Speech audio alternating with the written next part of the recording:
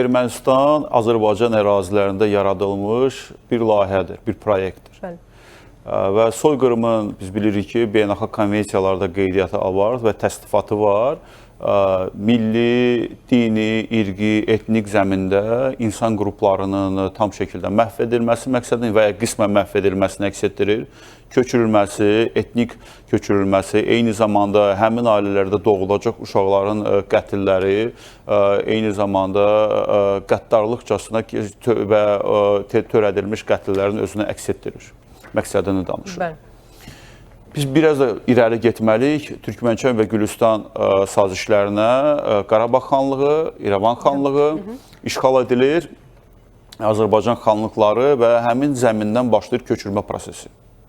Köçürmə prosesi biz Xocalıya qədər gələn amilləri bilməliyik ki, real məqsədi.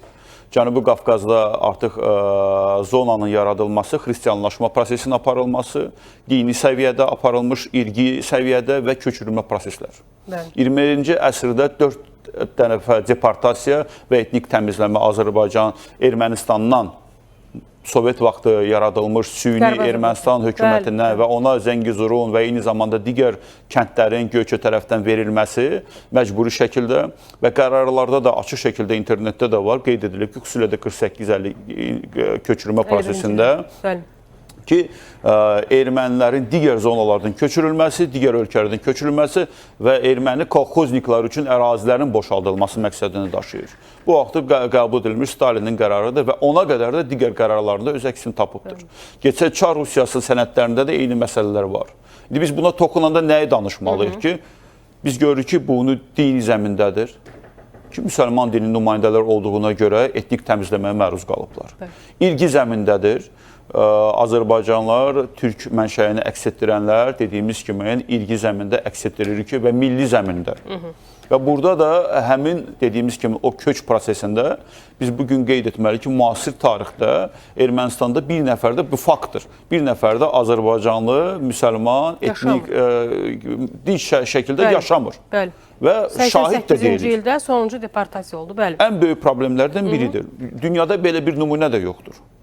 Bu bir faktdır ki, nümunə üçün Amerika Birləşmiş Ştatlarında aborigenlər üçün ayrıca bir ştat ayrılıbdır. Orada xüsusi imtiyazlar var, xüsusi tədqiqatlar var, xüsusi ehtiyaclar təmin edilir, xüsusi kreditlər, maliyyə vəsaitlər var. Ermənistan Respublikasında, müasir Ermənistan Respublikası yerli əhalidən bir nəfər vətəndaş yoxdur. Biz kökündən baxmalıyıq. Və bu etnik təmizləmə çərçivəsində dini, irqi faktorlar və milli faktorlar əsasdır. Bu soyqırımın təsnifatında əsas məqamlardır. Xocalı zamanı ana bətnində uşaqların öldürülməsi, qətl edilməsi, uşaqların qətl edilməsi faktor çərçivəsində burada artıq rəqəmlər də əks etdirilibdir və neçə 8 ailənin tam şəkildə yer üzündən silinməsidir. Bu faktları biz üzə gətirəndə, video faylları, şəkilləri və digər faktları gətirəndə biz digər soyqırımlarla bunu üzləşdirməliyik. Reallıqda buna oxşar faktlar harada olubdur? Buna oxşar faktlar Srebrenicada olubdur, Bosniya-Hersegovinada. Buna oxşar faktlar Ruandada olubdur. Buna oxşar faktlar Aljırda olubdur. Bu 2-ci Dünya müharibəsində törədilibdir. Çekiyada Almanlar tərəfindən Fransada törədilibdir. Və biz bu faktlara baxanda onlara uyğun Nürnberg tribunalı olubdur nümunə üçün. Ruanda tribunalı olubdur. Və məsuliyyətə cəlb edilən şəxslər olubdur. Məsələ bundan ibarətdir. Bugün düzdür, tanıyan ölkələr var bu soyqırım kimi qəbul edilmiş, deyək ki, Pakistanda, İndoneziyada tanıyan ölkələr, Amerika Birləşmiş Ştatlarında 26 ştatda tanınıbdır bu soyqırım kimi, bu hüquqi terminologiya kimi. Və biz də bu işimizi davam etdirməliyik. Məsələ nədən ibarətdir? Tarix boyunca bu 200 il ərzində Ermənistanda və Azərbaycanın bütün torpaqlarında, ərazilərində, o vaxtki köhnə tarix Azərbaycanlarda ilk 200 il qabaq olan xanlıqlar ərazində və bugün müstəqil Azərbaycan torpaqlarında Bakı içində olmaqla eyni zamanda soyqırım faktları törədilib ki, əhali üçün yerlər boşaldılsın və köçürmə prosesi davam etdirilsin. Və Çar Rusiyası, Sovet Rusiyası üçün burada etimad, inamlı bir kateqoriya əhali yaradılsın qruplaşmalar. Birbaşa dini, etnik, milli mənsubiyyətə görə işgəncələrə məruz qalıbdır. Xocalıda insanlar davamlı şəkildə qətllərə, işgəncələrə məruz olubdur.